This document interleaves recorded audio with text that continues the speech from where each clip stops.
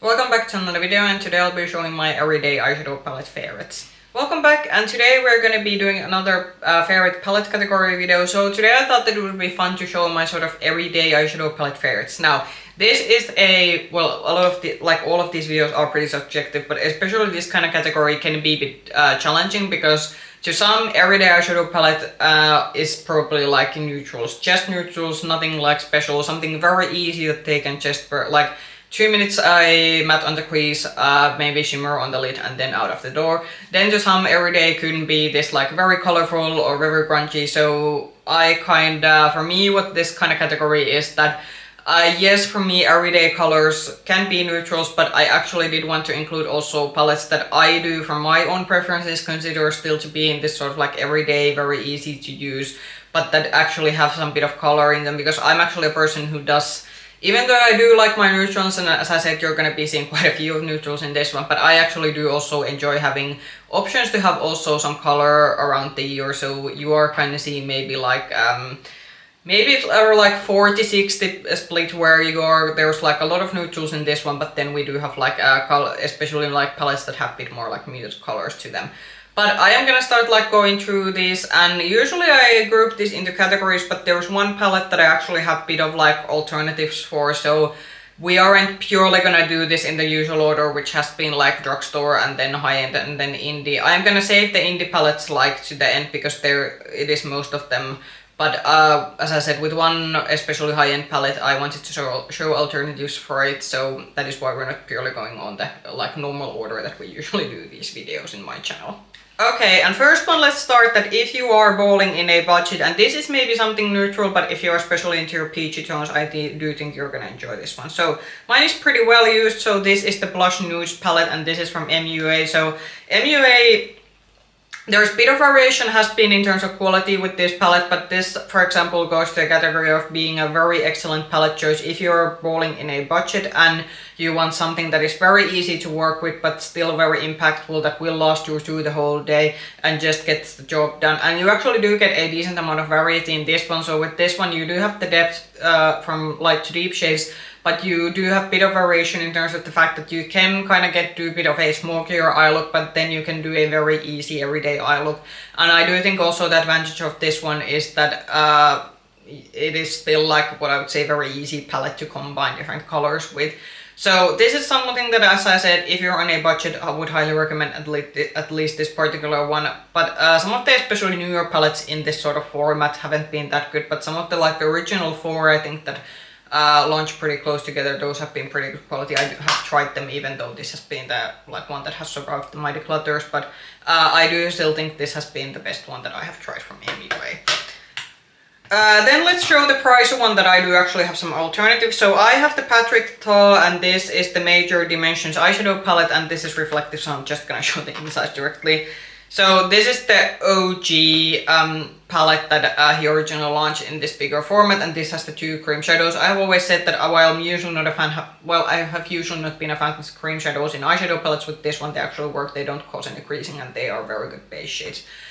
This is something that I, for example, didn't want to rank last year too highly, but had to because I was very impressed with the quality, and this was truly like one of those palettes that I could just like pop few shades in my eyelids, and every time the eye looks came out flawless. It actually looked that I had spent more time on my eye looks than I actually did, and I was just very impressed with this one. However, this is very expensive, and there has been a lot of like discussion online that this apparently, because of the preservatives, this can expire quite quickly, especially with the shimmers. So because this has had a bit of a bad reputation of not being, for example, having the most longevity in terms of like being in terms of the preservatives that this has, I did want to bring out two options, and also because this is a pretty pricey palette.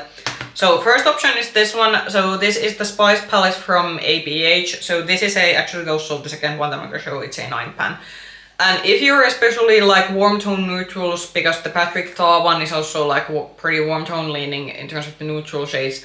If you want something similar but you don't want to spend that much money on it, this still isn't like cheap, but it is definitely cheaper. You are getting less shades, but I do think in terms of quality, the mattes are, just like in the Patrick Ta palette, very buttery. The shimmers in this one are very sparkly and beautiful. The shimmers are a bit different in this one compared to the Patrick Ta one, but I do think because especially of the matte shades, you are gonna get pretty similar looks with this one. And as I said, maybe you also don't want the palette to be as big as the Patrick Ta one. Maybe you don't want the cream shadows.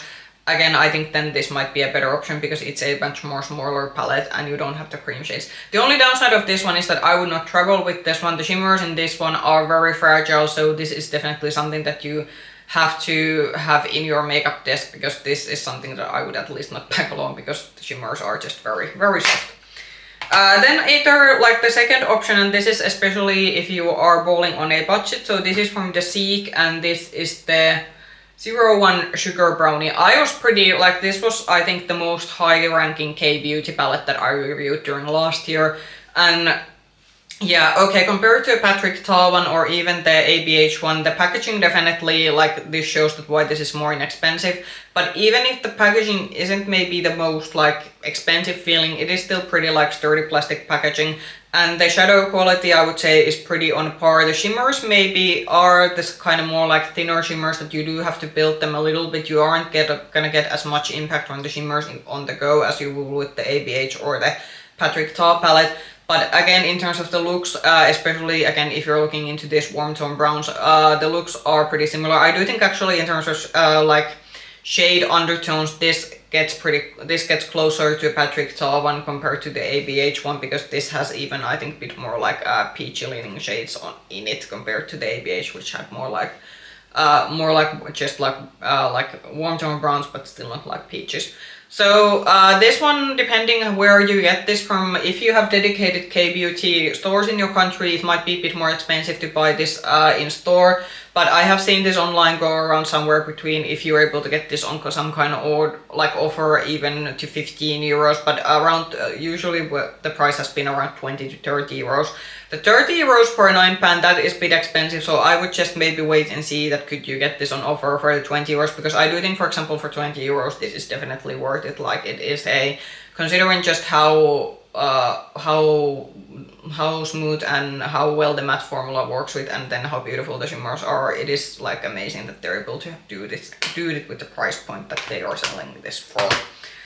Then let's next go to a sort of, how should I say, if your everyday shades are more cool tone leaning neutrals, this probably doesn't surprise you. So this is the Natasha Denona and this is the I Need a Nude eyeshadow palette.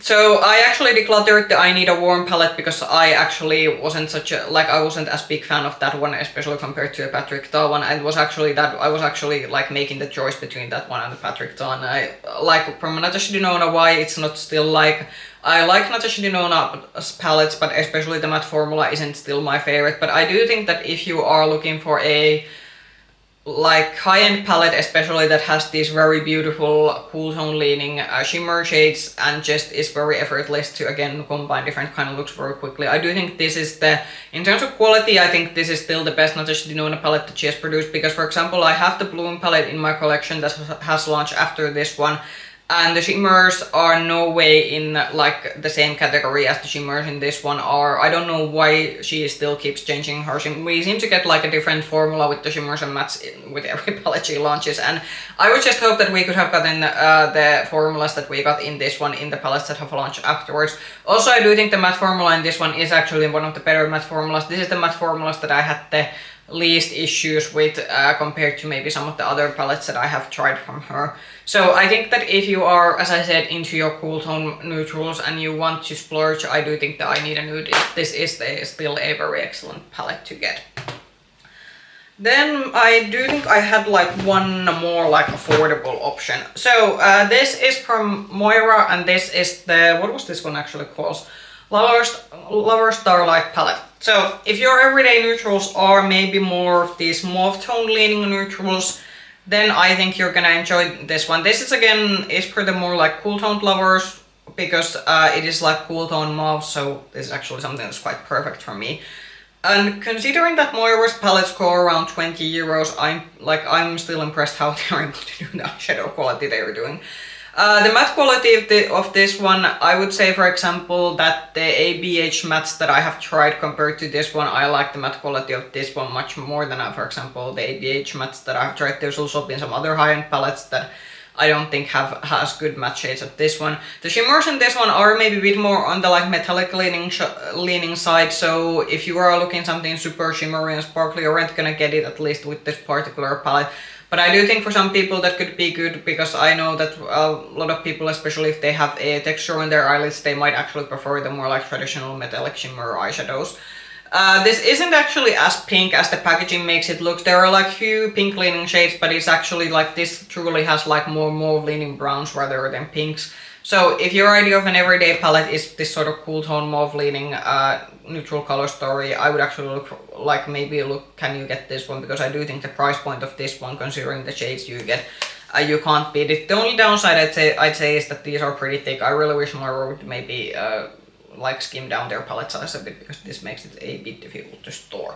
And then let's move to indie palette. So first one is from Glam Shop. So this is the Creme de la Creme palette. This was their holiday release a few years ago.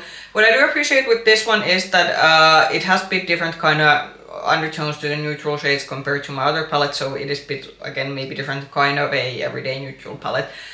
This particular has the advantage that if you are into your metallic leaning shimmers, then this could be a good option again if you don't want these super sparkly chunky indie shimmers. And I do think that this again is very nice in the fact that you do get a gradient from light to deep shades. And I do think in terms of matte quality, because Glam Shops has had in previously, some of their palettes had a bit more powdery mattes and some of them could be a bit harder to work with, but this is a very smooth matte formula. So again, very something easy for you if you just want something quickly on the go, out of the door kind of makeup. Only downside I would say with this one is that you do have to build the shades a little bit. So even with the deeper shades, I do think that if you especially have a more like richer skin tone, then this might not go deep enough for you. I think for like a fair to light to medium skin tones, this is okay. But because the mattes in this one are a bit more on the buildable side, if you like discontinue the like black shade over here, otherwise you might then lack depth. But if you have something like similar to my skin tone, then I think you would enjoy this one, at least if you are, because I do know also for some people, especially those of you who have fair skin, some palettes can go too deep for you. At least this, it might be a good option then, because this leans on the lighter side in terms of the like mattes. Then something from, what was this one? This was the Twilight collection from Glam Light. So this was the Breaking Dawn and this was the Jacob palette. And this one again goes to the category of everyday palettes, that if you want a bit something grungier, but you don't want a full-on like I do have I think 2 grungy palettes after this one that might be a bit on the like that if you want to stay away from neutrals completely. But if you still want to stay on the neutral road, but you want something a bit crunchier, because this kind of has the like greens to it, and there is kind of like also a bit grays and blacks in this one, then this could be actually a good option. This is so far I think the best Glam Light formula that I have tried in a while. I don't know what they did with this particular palette and this particular collection, because this was truly like, and I have quite a few Glam Light palettes in my collection. This was truly like something that went like that, wow, like where has this formula been? Because this is also not like, this is very decently priced. I think these go around 40 or 30 euros, like these are not expensive at all. So I think this is for everyday lovers who want something a bit more grungier. Something I will always say, this is more cool tone leaning than it actually looks in the pan. There are a few orangey shades that make this look kind of warm, but it is actually pretty cool tone leaning, at least the looks that I was able to do with this one. Then the couple of like grungier, let's continue with the grungy theme. So this is something that I always said this is the most neutral thing that Odense has come out with, even though this is no way neutral. So this is from the Odense side, and this is the Jewels and Gem palette. This is beginning to be an older palette. I'm not sure do they still actually have this one in their website. I think this is still available. So this is very muted, very grungy, but because I think of these are pretty muted shades, I do think for a lot of people, especially if you are a like indie brand lover who primarily loves a more like grungier color story, but then you maybe need something a bit more toned down, maybe for work purposes or something, this could actually be good, because while these are definitely not neutral tones, these are muted tones enough to like maybe be disguised as neutrals. I still think that from Odense this is like, I would very much like to see Odense doing a pure like their twist on a neutral palette, but if you are looking for a neutral-esque option from them, this is a pretty good choice. And I do think in terms of formulation and quality, this goes to a better category. We have in recent years had bit of hit and miss with Odense in terms of their formulas, but This goes to a category that I'd say that most of the formulas are pretty good. I like the matte formulations in this one, and I do think that again, if you are a cool tone lover, this is also a very good option because these are more cool tone leaning shades. Then the sort of second more like grungier, more muted kind of everyday option from indie brand. So this is the Muse from Cosmic Beauty. I do still think this is at least somewhere available. Okay, this has a couple of browns in it.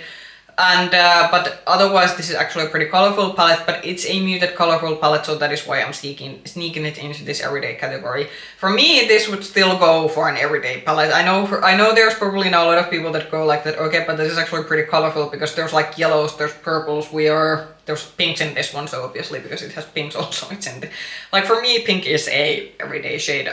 Obviously, like looking at my eye look currently, yes, pink is a everyday shade for me. So this is like stretching it, but as I said, for me everyday can be either neutral or something colorful. But because it is more still on the muted colorful side, and because this actually does have the option to also go pretty neutral, I do think this is something, at least for me, that goes to the sort of everyday makeup category. Then the palette that if you are truly into your idea of pretty much like everyday makeup is truly, again, warm tone neutrals. So this is called the Neutrals palette, and this was actually this is like one of the top palettes from Cosmic Beauty that I've tried to this day. So this is kind of a neutral palette, warm tone neutral palette, in a way that yes, it has the like very traditional browns that we have seen from the other palettes, some of the other palettes that I have shown already. But you can do fun things with it, and this could also be a very approachable indie palette for a lot of people who want to dabble into indie, but you don't want to get these super colorful rainbow-esque palettes from indie brands. This could be a good way to try them. And you can, like, as I said, you can do your everyday neutral looks, but you can do some fun with this one. There is a yellow in this one, you get a bit of olive, and the shimmers in this one. While these aren't like the most sparkliest of shimmers that Cosmic Beauty has done, they are still very beautiful shimmers, and the shimmer formula together in this one is pretty smooth. So if the Muse palette is like maybe too colorful for you, but you want to have an everyday option from Cosmic Beauty, look for this one, because I do think in terms of quality, and because this is one of the newer palettes in their line still, the formula quality of this one is definitely better than with the Muse. Then something maybe a bit similar from the neutrals, but if you want to shop maybe another brand. So this is from Glaminatrix Cosmetics, and this is the Nearly Natural palette. This is actually, they brought this palette back, so some people might have the original variation of this one, but this is the re-released version where they kind of maybe, I think they added shit in this one. This again has the option that you do have the option to go do neutral looks with this one, but then you get some reds and mustard in this one, so you can also kind of dabble into the more colorful territory if you want a sort of in-between option. What I especially appreciate with this one was that while this has very sparkly shimmers, it is still a very smooth sparkly shimmer formula. So this is actually one of the few very sparkly shimmer formulas that I would say that look flattering on different kind of eyelids. So even if you would have maybe a bit more creasing on your eyelids, or you have some kind of other texture on your eyelids, I would say that these shimmers would probably still suit you. So this is also, again, I would say a pretty good first try from an indie palette. And again, if you are someone who kind of wants your neutrals, but you want maybe some muted colorful shades, this could be a very good palette to look into. And you do get like quite a lot of options with this one. And what I do also like that it's still like, it is like, it's not like, it is on the bigger side, but it's still not like very humongous, like if you remember some of the OG Morphe palettes that we have. So because the pan sizes in this one are smaller, so I do think this is still a pretty like okay palette to store around, even if it has a lot of shades.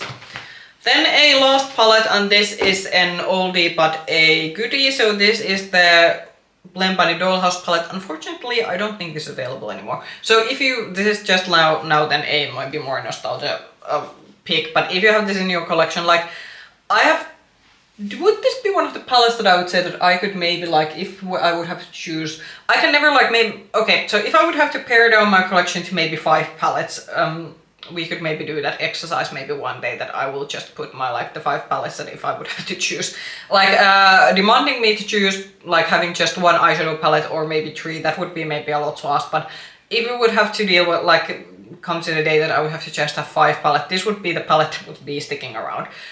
This has a very like, first of all, the matte quality of this one, as it is with Blend Bunny, is superb. Blend Bunny does very well a matte formula that is pigmented, but it's still very blendable. It's easy to work with.